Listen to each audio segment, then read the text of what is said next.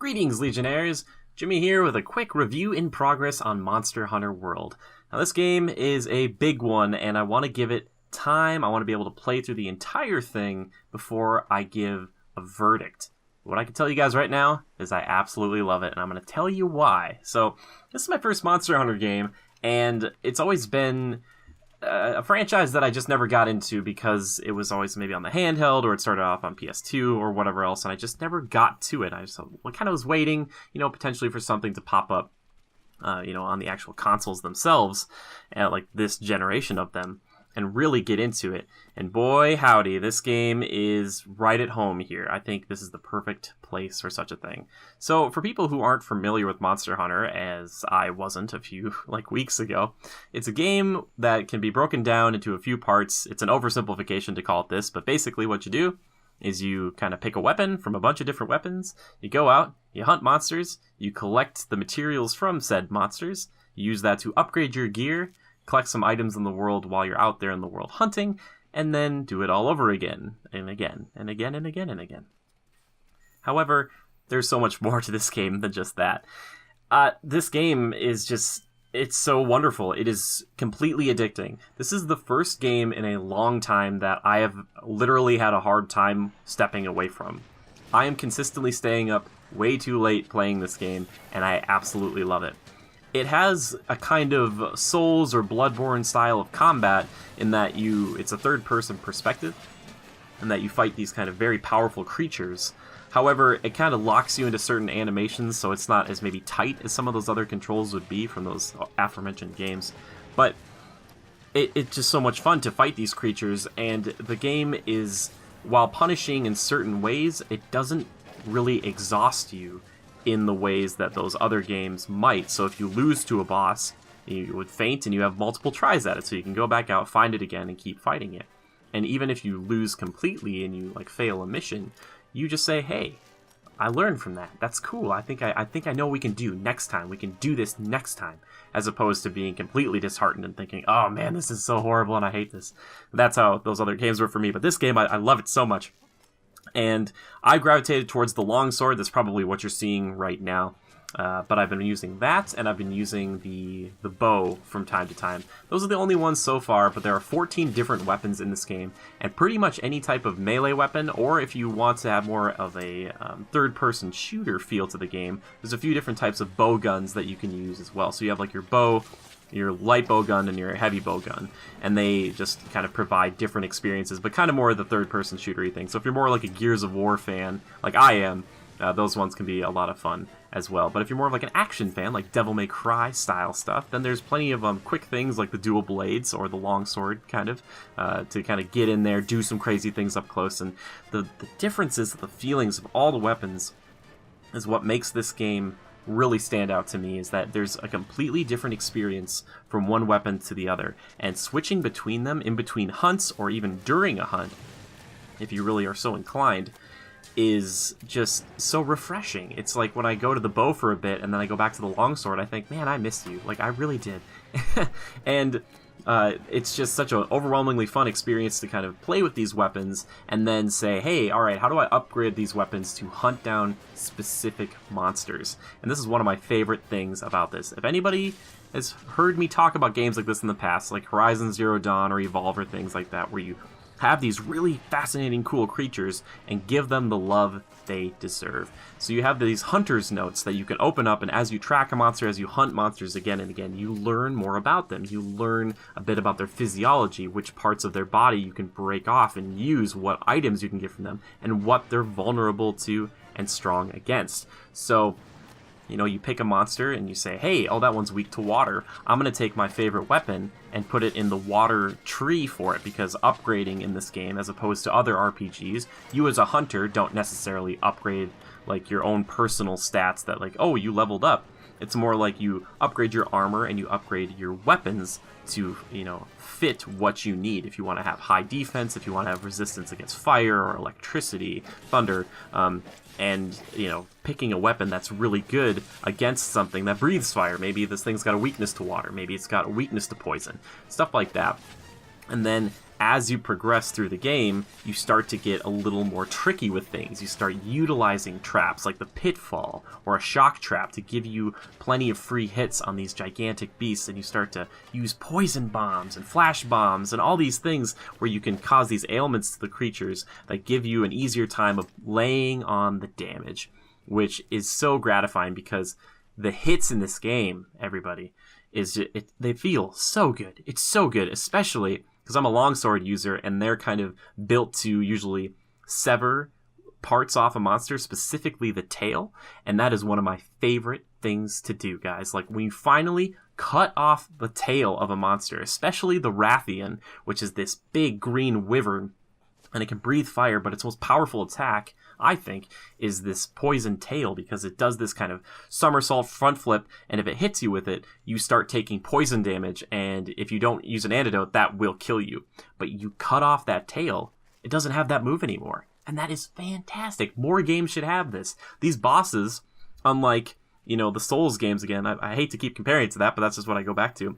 When they kind of approach the end, as it were, when they get to really weak, like near-death status, they don't usually pull out a new move that you haven't seen before. There's no kind of, like, really cheap, like, oh, they're summoning a bunch of things, or they're, like, doing something I've never seen before. You know these moves, and you can predict their movements. You fight these things enough, you see the tells, you see it, oh, it's rearing back, I know it's going to charge straight forward, or I could see the fire, building up in its throat and mouth, and I know it's going to breathe fire at me any second. And just seeing those tells and getting around the monster and dodging in and diving around and just attacking feels so good. And eventually, when your defense is up enough, you don't really, for certain monsters, at least where I'm at, and I'm about 40 hours into the game, 40 hours plus, and this is just like the first week, as I said, addicted.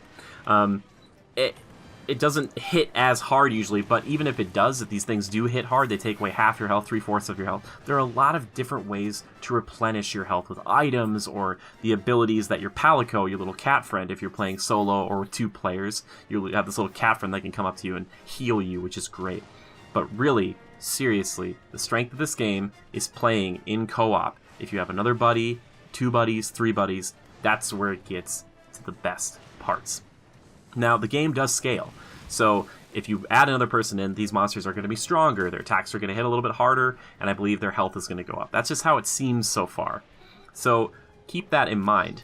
So if you want to go after something by yourself, it's usually going to be a little bit easier, but then keep in mind that you will be drawing the aggression of that creature probably the entire fight. And one of the most satisfying things is to have all these hunters working together, keeping the monster busy while you're setting something up. You're jumping off a cliff to jump on its back, and hopefully when you attack it, there's a potential chance to mount it. And when you're on its back, you can stab its back, stab its head, stab its tail, hold on for dear life, and if you're lucky enough to stay on there, you can bring out your big weapon and just take it down. It's on its side, everybody's attacking it, it feels so good. You lop off the tail, you're breaking parts off, you're collecting parts, another monster runs in, all this stuff happens. It is just like pure insanity, and it's so wonderful because every hunt is different. You never know when another monster is going to show up, and these guys are going to duke it out. The monster you might be fighting that's tough to you might be just like just a schlub compared to this next thing that rolls in and just throws it around. This new monster does a ton of damage to the one you've been fighting, then it flies away or runs away, and you're like, oh,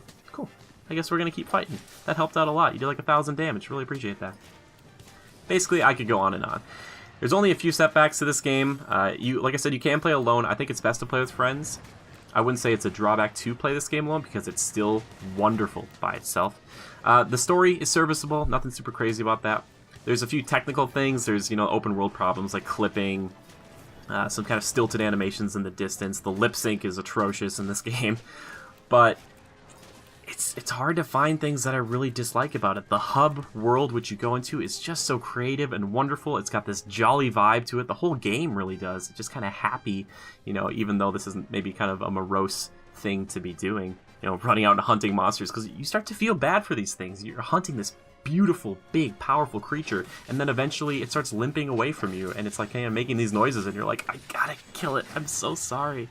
But yeah, that's it's just hard. It's a complex game, and I think a lot of people, it can be overwhelming because they do throw a lot at you at the beginning. They do their best to kind of add things on one at a time. You know, they kind of say like, hey, here are all the weapons, pick a weapon. Hey, here are some new items, pick some items that you like, you know. And now you have to get into your armor, and then upgrading your armor, and then upgrading your weapons to be specialized against a certain monster. And then you look at like those weapon trees, and then you look at skill types on your armor, and I can see where all of that does get a little crazy. And then you start cultivating your own herbs and kind of getting all these bounties and doing all these things.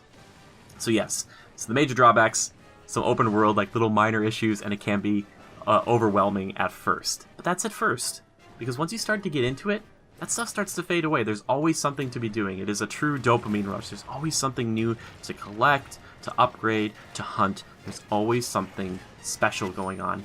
And each locale is varied and different and wonderful to explore. I will say that the maps can be a little confusing. Most specifically, the very first one, Ancient Forest, if you try to go up in the top, like the treetops, like the tall trees, it gets really weird up there. Like it just starts to layer on top of itself. But the other maps are also just like really good. It's not that the Ancient Forest is a bad map. It just gets a little confusing, and there's nothing more frustrating when you have a time limit on one of these creatures for a hunt, or you're just out exploring for an expedition, and the creature's gonna leave the locale soon, and you're like, we gotta find this, and we gotta kill it, and it keeps running away from you, or it flies away, and you have to run and run and run to find it. But you know, those are things. Those are kind of small, minor qualms with the game. But yeah, it's exceptional. It's great. It's a wonderful game. One last thing I do want to mention: it is a little weird to group up initially. We've cracked the code. It took us a little while. Hopefully, going forward, it'll be much simpler. And it's not that it's very complex right now, but like setting up a squad or trying to get everybody in a similar online session, it's a little weird. But once you figure it out, it's totally fine. So, again, complaints, not that many. Like I said, just like little baby open world things. It's a little overwhelming. The maps can be a little strange. And then, like, the multiplayer grouping is a little difficult to do. It's not the hardest one I've ever seen, but it's a little difficult. But that does not outweigh the positives. Incredible monster design. Just glorious, gratifying combat. I can't specify that enough and tell you guys how wonderful it really is. It's so addicting. I love it so much. And again, you guys heard me, I'm talking about 2 weapons that I play with as opposed to the 14 ones that are out there. So like any playstyle you could possibly think of. From the most just simple, like a hammer, all the way up to like the charge blade being the most complex. It's just anything in there. It runs the gamut. A beautiful hub world, a beautiful world, you know, really cool armor, just a fun time, just enjoying the world, enjoying being there, and it doesn't feel like a slog. I've played over 40 hours and it feels like just a day. It doesn't feel like that much time has passed at all, and I love it. I'm taking my time with it, and I highly recommend you go pick this up. On PlayStation 4, on Xbox One. I'm on Xbox One, so if you're there, if you want to join us, we have got a Critical Reviews squad, so if you ever want to hunt it up, you let us know, because I would love to join you. I'd love to go out there hunting. A full review of this game will come out. I don't know when it'll be fully done, but like I said, I want to give this game its due, and I appreciate you guys kind of understanding that we're not getting these copies early, so I kind of get them day in or day of with you guys, so it's kind of like I try to run through it, but I don't want to run through this game. I really want to enjoy it. And to be honest with you guys, for me right now, this is definitely a Game of the Year contender. So, yeah, could have been a Game of the Year contender last year too, which is really saying a lot because we had some great games. Anyway, again, my name is Jimmy. Thank you for stopping by. I hope you enjoyed this review in progress. Please let me know if you're playing the game. And like I said before, if you're on Xbox One, please, I would love to join up with you and go hunt alongside you, my Legionnaire. And I want to hear your experiences with the game. Do you like it? Do you love it? Do you hate it? Are you just kind of like, it's too overwhelming, I'm not interested? Or what's your favorite monster? What's your favorite weapon? Tell me, because this game just sparks a lot of conversations and a lot of good times. So, yes, I appreciate you guys stopping by. Thank you so much. If you want to help the channel out, please consider liking this video, subscribing to the channel, or sharing it with a friend. That really does help. But if you want to support us in any way, consider subscribing to us over on Twitch or donating to us on patreon.com/criticalreviews. That really helps a lot. It really, really does. Even $1, that is really helpful. People who are donating $1, that means a lot because you're validating what we're doing here. And I really appreciate that. So, thank you guys so much for stopping by. Full review to come soon, quote unquote. Thank you so much, and remember to adapt and overcome.